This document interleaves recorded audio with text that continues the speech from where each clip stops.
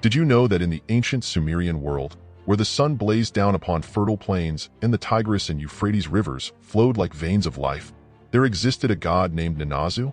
He was not a god of war or the heavens, but a god of the underworld, a realm shrouded in mystery and fear. Yet, Ninazu was not a god of darkness and despair, but a god of healing, a paradox that made him both revered and feared. Ninazu's story begins with his father, the great god Enki, the lord of wisdom and water. Enki, with his cunning and knowledge, had created the world and its inhabitants, shaping the very fabric of existence. But Enki was also a god of chaos, a force of nature that could be both destructive and creative. His wife, Ninki, the goddess of creation, bore him many children, each embodying a different aspect of his multifaceted nature. Ninazu, however, was different. He was born not from Ninki, but from a lesser goddess, a being of the underworld named Ereshkigal. This union, a transgression against the natural order, was a source of great controversy and fear. Ereshkigal, the queen of the underworld, was a powerful and vengeful goddess, her domain a place of shadows and silence.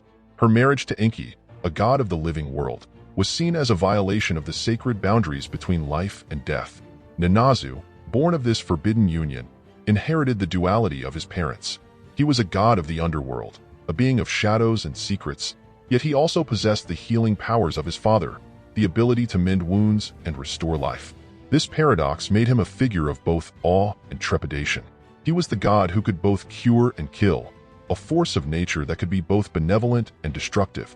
His domain was the underworld, a vast and labyrinthine realm where the souls of the dead wandered in eternal twilight. Here, Ninazu ruled with a benevolent hand, offering solace and healing to those who had passed on.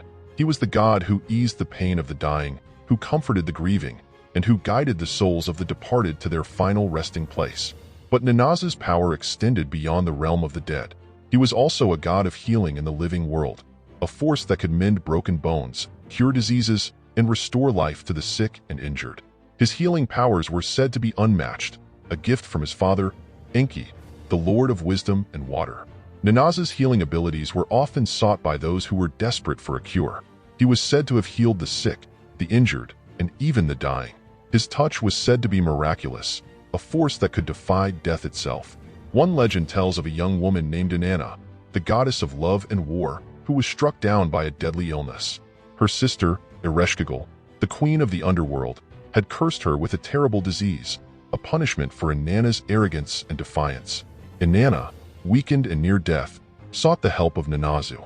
Ninazu, moved by Inanna's plight, descended to the underworld and confronted his mother, Ereshkigal.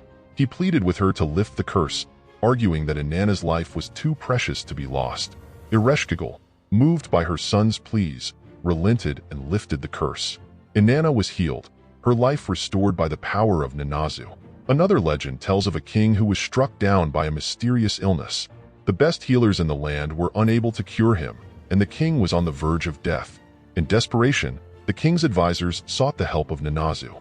Ninazu, moved by the king's plight, descended to the underworld and consulted with the spirits of the dead.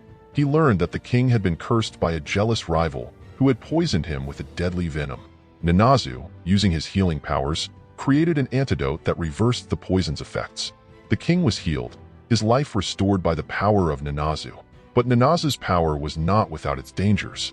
He was a god of the underworld, a being of shadows and secrets, and his healing powers could be used for both good and evil.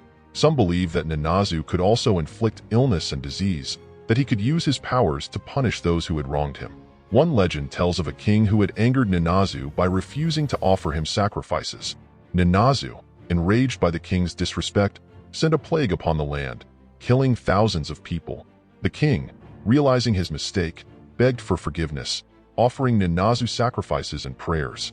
Ninazu, appeased by the king's repentance, lifted the plague, but the king's kingdom was forever scarred by the god's wrath. Ninazu's story is a testament to the duality of human nature, the balance between light and darkness, life and death. He was a god of both healing and destruction, a force of nature that could be both benevolent and destructive. His legacy, like the underworld itself, is shrouded in mystery and fear, a reminder of the power and the danger of the unknown. But Ninazu was also a god of hope, a symbol of the resilience of the human spirit. He was the god who could heal the sick, who could restore life to the dying, and who could guide the souls of the departed to their final resting place. His story is a reminder that even in the darkest of times, there is always hope, always the possibility of healing and redemption.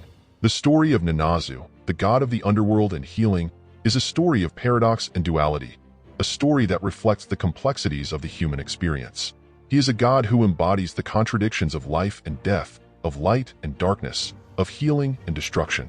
His story is a reminder that even in the face of death, there is always hope, always the possibility of renewal and rebirth.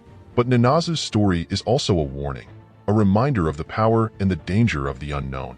He is a god who can both heal and destroy, a force of nature that can be both benevolent and destructive. His story is a reminder that we must always be mindful of the power of the unseen, the forces that lie beyond our understanding. The legacy of Ninazu lives on in the ancient Sumerian texts, a testament to the enduring power of myth and legend. His story continues to resonate with us today, reminding us of the complexities of life and death, of the power of healing, and the importance of hope.